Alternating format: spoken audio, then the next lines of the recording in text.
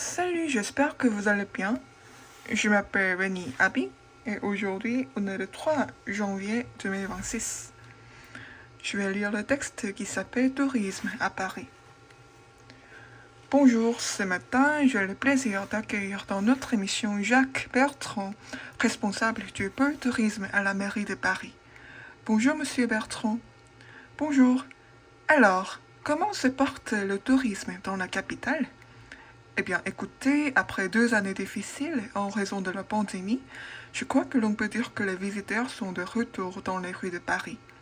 En tout cas, les chiffres de cette année sont très encourageants. On est revenu au niveau d'avant le Covid ?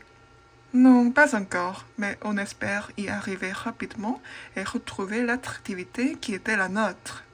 Vous savez qu'en 2019, par exemple, il y avait en moyenne un touriste qui arrivait chaque seconde à Paris. Ah oui, impressionnant. Et de quel pays viennent les personnes qui visitent Paris ? De tous les pays du monde. Paris continue de bénéficier d'une image de marque dans le monde entier. Ça reste une des destinations préférées des touristes étrangers. Et j'imagine qu'il y a des nationalités plus représentées que d'autres. Oui, bien sûr.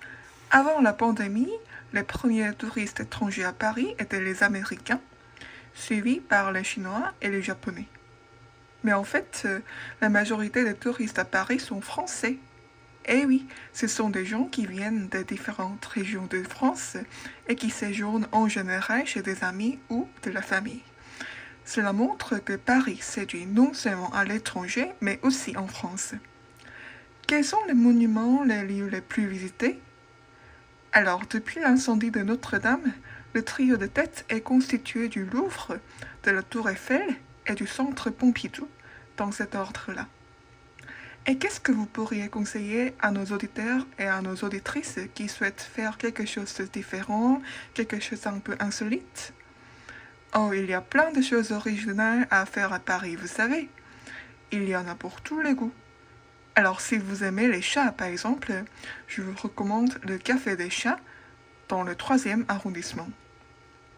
C'est un endroit extraordinaire où vous pouvez siroter tranquillement un thé entouré d'une dizaine de chats, tous plus gentils les uns que les autres.